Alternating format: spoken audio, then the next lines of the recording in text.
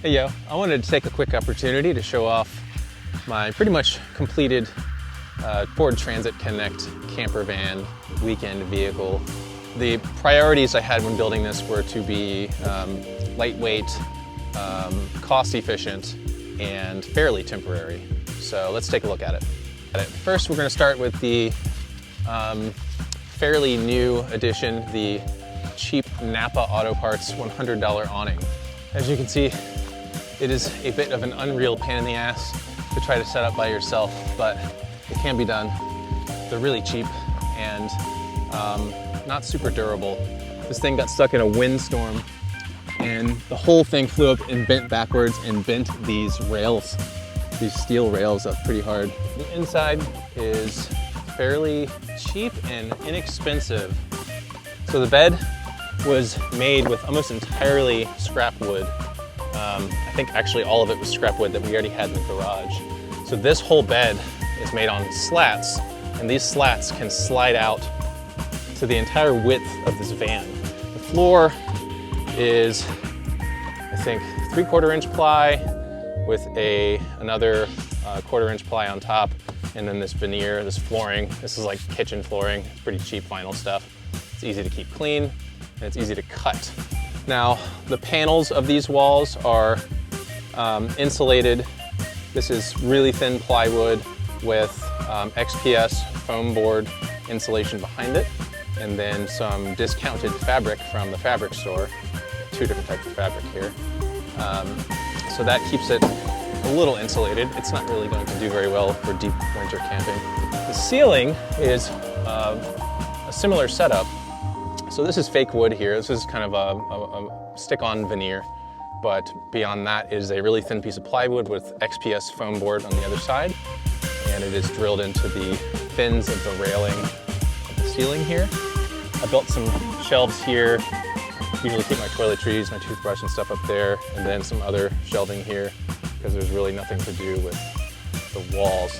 I got these removable things for the back here that I made out of really thin plywood and discounted fabric, and that is kind of the inside there. I also have, usually design these for computer systems or something, but they're really inexpensive. You can change the colors, you can change the intensity, and yeah, that's pretty much the inside of it. I have a fan here as well, so when all of these things are going, it's only drawing 6 watts from this battery, which can power all 3 of those things for about 40 hours. So that's pretty resourceful. And I can get in here and completely stretch out. I'm 6 feet tall, and there's plenty of room here. One of the other things that I really wanted to make sure that I did was not build these ceilings too low, and not build this bed too high, because I need to be able to sit up here with enough headroom to get dressed and stuff. So that was the main challenge of this thing, because these newer Transit Connect vans aren't as tall as the old ones. I also decided to go with this single bike hitch rack. I'm usually only traveling by myself. In the past, I had a 2-bike hitch rack, and that thing would come out to like this far, and it just made the vehicle so much longer. And most of the time I just have 1 bike with me, and this just makes it so much easier to get around. It's so much less worried about the length of my vehicle. But I think the most important aspect of it is that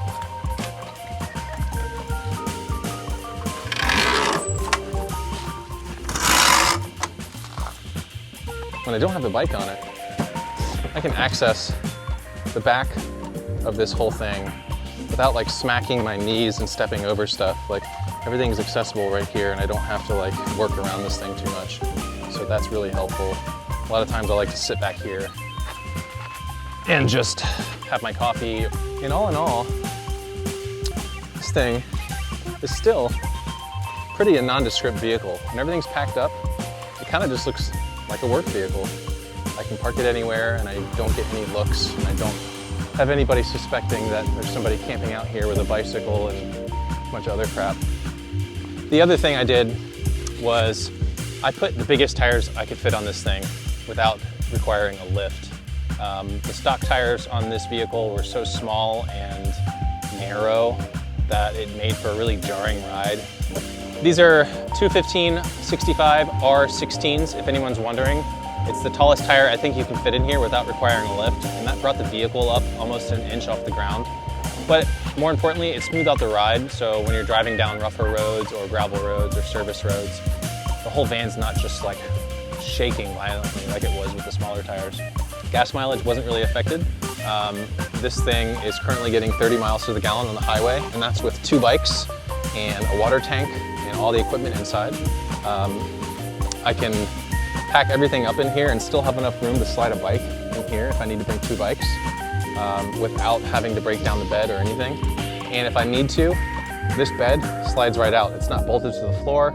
It doesn't slide anywhere, but I can take that bed out and all the stuff underneath it, and it's back to being a regular cargo van. So anyways, that's it. Quick little video on the Transit Connect weekend adventure rig. Affordable, you know, I probably spent a couple $100 in plywood and other supplies. 30 miles to the gallon on the highway, which is great, and can do a lot, you know. I can kind of park it anywhere and get some sleep when I need. It's fun to take out camping and to bike races. It's been a pretty awesome vehicle so far. Yeah, me and Leo are gonna pack up and head on out, so thanks for tuning in. Let me know if you have any questions in the comments below. And yeah, rock and roll.